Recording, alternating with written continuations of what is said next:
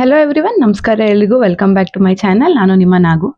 ನಿನ್ನೆ RRB PO prelims result ಬಿಟ್ಟಿದ್ದಾರೆ. ನಂದು ಕ್ಲಿಯರ್ ಆಗಿದೆ.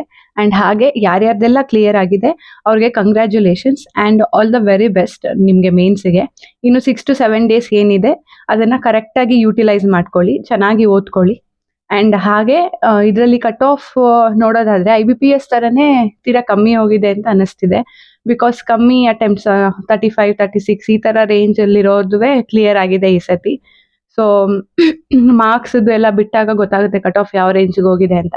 ಆ್ಯಂಡ್ ಸುಮಾರು ಜನ ನನಗೂ ಅಷ್ಟೇ 37 ಅಟೆಂಡ್ ಮಾಡಿದೆ, ಈ ಥರ 38, 39 ಮಾಡಿದ್ದೀನಿ, ಮೇನ್ಸಿಗೆ ಪ್ರಿಪೇರ್ ಆಗಲ್ಲ ಅಂತ ಕಮೆಂಟ್ ಹಾಕಿದ್ದಾಗ ನಾನು ಅವ್ರಿಗೆಲ್ಲ ಮೇನ್ಸಿಗೆ ಪ್ರಿಪೇರ್ ಆಗಿ ಅಂತಲೇ ಹೇಳಿದ್ದೆ. ಬಿಕಾಸ್ IBPS ಕಮ್ಮಿ ಹೋಗಿರೋ ಚಾನ್ಸಿಂದ ಇದು ಅಕಸ್ಮಾತ್ ಹೋದ್ರೆ ಅಂತ.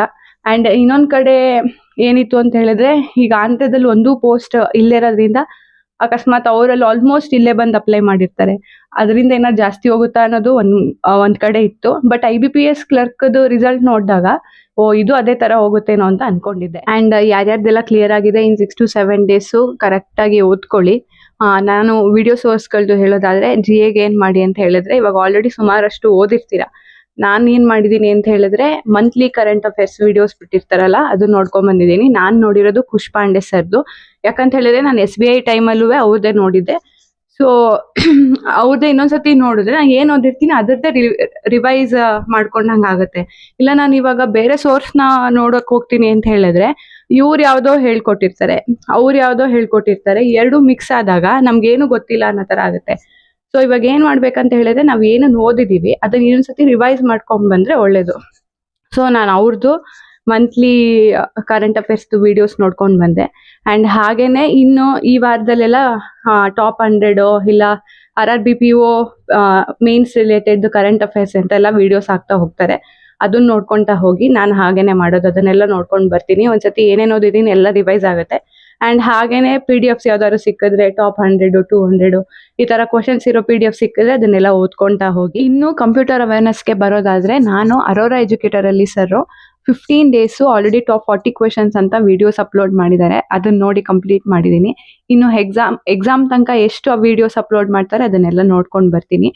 ಆ್ಯಂಡ್ ಹಾಗೇನೆ ಕ್ಯಾಪ್ಯೂಟ್ಯೂಡ್ಸ್ ಅಂತ ಒಂದು ಯೂಟ್ಯೂಬ್ ಚಾನಲ್ ಇದೆ, ಅಲ್ಲಿ 5 years ಬ್ಯಾಕ್ ಒಂದು ವಿಡಿಯೋ ಅಪ್ಲೋಡ್ ಮಾಡಿದ್ದಾರೆ. ಎಲ್ಲ ಟಾಪಿಕ್ ವೈಸ್ ನೀಟಾಗಿ ಎಕ್ಸ್ಪ್ಲೇನ್ ಮಾಡ್ಕೊಂಡು ಬಂದಿದ್ದಾರೆ. ಆ ವಿಡಿಯೋ ನೋಡಿದಾಗ ನನಗೆ ಒಂದ್ಸತಿ ಎಲ್ಲ ರಿವಿಷನ್ ಆದಂಗೆ ಆಯಿತು, ನಾನು ಏನೇನು ಓದಿದ್ದೀನಿ ಅಂತ. ಸೊ ನೀವು ಆ ವಿಡಿಯೋ ನೋಡಿ.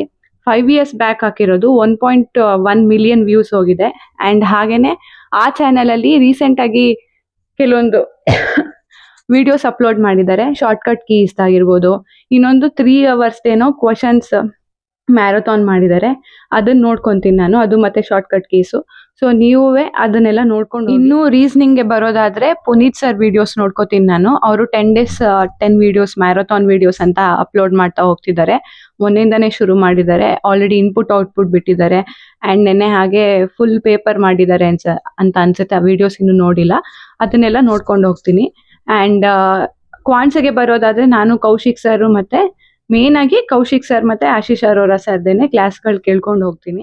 ಇನ್ನು ಇಂಗ್ಲೀಷ್ಗೆ ಬರೋದಾದರೆ ನಾನೇನು ಎಕ್ಸ್ಟ್ರಾ ವೀಡಿಯೋಸ್ ಅಂತ ನೋಡ್ಕೊಳ್ಳೋದಕ್ಕೆ ಹೋಗಲ್ಲ. 120 ರೂಲ್ಸ್ ಆಫ್ ಗ್ರಾಮರ್ದು ಇನ್ನೊಂದ್ಸತಿ ರಿವೈಸ್ ಮಾಡ್ಕೊತೀನಿ. ಆ್ಯಂಡ್ ಹಾಗೆ ಮಾಕ್ಗಳು ಬರಿತಾ ಹೋಗ್ತೀನಿ. ವೊಕ್ಯಾಬು ಯಾವ್ದ್ಯಾವ್ದು ಇಂಪಾರ್ಟೆಂಟ್ ಅಂತ ಅನ್ಸುತ್ತೆ ಅದನ್ನೆಲ್ಲ ನೋಡ್ಕೊಂಡು ಹೋಗ್ತೀನಿ. ಆ್ಯಂಡ್ ಇದಿಷ್ಟು ನಾನು ಸೆಕ್ಷನ್ ವೈಸ್ ಕವರ್ ಮಾಡುವಂಥದ್ದು. ಇನ್ನು ನೆಕ್ಸ್ಟ್ ವೀಕಲ್ಲಿ ಬರೋದಾದರೆ 2 to 3 ಮಾರ್ಕ್ಸ್ ಫುಲ್ ಮಾರ್ಕ್ಸ್ ಬರಿತೀನಿ, ಅದಕ್ಕಿಂತ ಜಾಸ್ತಿ ಬರೆಯೋಕ್ಕೆ ಹೋಗಲ್ಲ. ನಾನೇನು ಮಾಡ್ತೀನಿ ಅಂತ ಹೇಳಿದ್ರೆ ಯೂಟ್ಯೂಬಲ್ಲಿ ವೀಡಿಯೋಸ್ ನೋಡಿಕೊಂಡು ಸಾಲ್ವ್ ಮಾಡ್ಕೊಂಡು ಹೋಗ್ತೀನಿ. ಆ್ಯಂಡ್ ಇನ್ನು ಎಷ್ಟು ಟಾರ್ಗೆಟ್ ಇಟ್ಕೊಳ್ಳೋದು ಅಂತ ಹೇಳೋದಾದರೆ, ನಾನೇನು ಹೇಳ್ತೀನಿ ಅಂತ ಹೇಳಿದ್ರೆ ಒಂದು 75+ ಇಟ್ಕೊಳ್ಳಿ ಅಂತ ಹೇಳ್ತೀನಿ. ಅಷ್ಟು ಕಟ್ ಆಫ್ ಹೋಗುತ್ತಾ ಅಂತ ಹೇಳೋದಾದರೆ ಅಷ್ಟೆಲ್ಲ ಹೋಗಲ್ಲ. ಲಾಸ್ಟ್ ಟೈಮೂ 59 ಸಮಥಿಂಗ್ ಏನೋ ಇತ್ತು. ಬಟ್ ಏನಕ್ಕೆ 75+ ಇಟ್ಕೊಳ್ಳಿ ಅಂತ ಹೇಳ್ತೀನಿ ಅಂತ ಅಂದರೆ, ಈಗ ಇಂಟರ್ವ್ಯೂ ನಮ್ಮದು ಓಕೆ ರೇಂಜಲ್ಲಿ ಆಯಿತು ಅಂತ ಹೇಳಿದ್ರು, ನಮ್ಮದು ಮೇನ್ಸಲ್ಲಿ ಚೆನ್ನಾಗಿ ಬಂದಿದೆ ಮಾರ್ಕ್ಸು ಅಂತ ಹೇಳಿದ್ರೆ over all cut off clear ಆಗೋ ಚಾನ್ಸಸ್ ಇರುತ್ತೆ. ಸೊ ಅದಕ್ಕೇ ಚೆನ್ನಾಗಿ ಮಾಡ್ಬಿಟ್ಟು ಬನ್ನಿ. ಸೊ ಇನ್ನೇನು ಕಟ್ ಆಫ್ 160, 65 ರೇಂಜಲ್ಲೇ ಇರುತ್ತೆ, ಅಷ್ಟು ಮಾಡ್ಬಿಟ್ಟು ಬಂದರೆ ಸಾಕು ಅಂತ ಅನ್ಕೊಳಕ್ಕೆ ಹೋಗ್ಬೇಡಿ. ನಿಮ್ಗೆ ಎಷ್ಟು ಮಾಡೋಕ್ಕಾಗುತ್ತೆ ಅಷ್ಟು ಸಾಲ್ವ್ ಮಾಡ್ಬಿಟ್ಟು. ಆ್ಯಂಡ್ ಹಾಗೇನೆ ಎಕ್ಸಾಮ್ ಸೆಂಟರ್ದು ವಿಷಯ ಬರೋದಾದರೆ, ಲಾಸ್ಟ್ ಟೈಮ್ IBPS ಮೇನ್ಸ್ಗೆ ಆದಂಗೆ ಆಗೋ ಚಾನ್ಸಸ್ ಇರ್ತವೆ. ಎಲ್ಲೋ 1 hour ಲೇಟ್ ಆಗೋದು, ಇಲ್ಲ ತುಂಬ ಹೊತ್ತು ನಿಲ್ಲಿಸೋದು. ಸೊ ಇದಕ್ಕೆಲ್ಲ ಮುಂಚೆನೇ ಪ್ರಿಪೇರ್ ಆಗಿ ಹೋಗಿ. ಆ್ಯಂಡ್ ನಿಮ್ಮ ಮೈಂಡ್ ಸೆಟ್ ಅದಕ್ಕೆ ಪ್ರಿಪೇರ್ ಆಗಿದ್ರೆ ನೀವು ಅದನ್ನು ಆರಾಮಾಗಿ ತೊಗೊತೀರಾ. ಸೊ ಅದಕ್ಕೇನೆ ಈ ತರ ಎಲ್ಲ ಏನೇ ಸಮಸ್ಯೆ ಬಂದರೂ ಅದನ್ನ ಎದುರ್ಸಕ್ಕೆ ಪ್ರಿಪೇರ್ ಆಗಿ ಹೋಗಿ. ಅಂಡ್ ಹಾಗೆ ಮೇನ್ ಆಗಿ ನಿಮ್ಗೆ ಇಲ್ಲಿ ಯಾವುದೋ ಒಂದು ಸೆಕ್ಷನ್ ಅಲ್ಲಿ ತುಂಬಾ ಚೆನ್ನಾಗಿ ಮಾರ್ಕ್ಸ್ ತೆಗಿತಿರ್ತೀರಾ, ಅಕಸ್ಮಾತ್ ನಿಮ್ಗೆ ಅಲ್ಲಿ ಎಕ್ಸಾಮ್ ಅಲ್ಲಿ ಅಷ್ಟು ರೀಚ್ ಆಗಕ್ ಆಗಿಲ್ಲ ಅಂತ ಹೇಳಿದ್ರೆ ಬೇಜಾರ್ ಮಾಡ್ಕೊಳಕ್ ಹೋಗ್ಬಿಡಿ. ಆ ಸೆಕ್ಷನ್ ನಿಮಗ್ ಮಾತ್ರ ಅಲ್ಲ, ಬೇರೆ ಎಲ್ಲರಿಗೂ ಕಷ್ಟ ಆಗಿರುತ್ತೆ.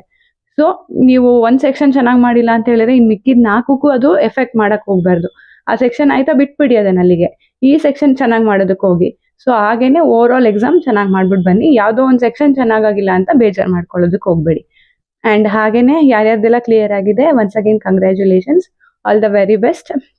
ಅಂಡ್ ಈ ವಿಡಿಯೋ ಇಷ್ಟ ಆಗಿದ್ರೆ ಲೈಕ್ ಮಾಡಿ, ಶೇರ್ ಮಾಡಿ, ಕಮೆಂಟ್ ಮಾಡಿ, ಅಂಡ್ ಹಾಗೆ ಸಬ್ಸ್ಕ್ರೈಬ್ ಮಾಡೋದಂತೂ ಮರಿಬೇಡಿ. Thank you.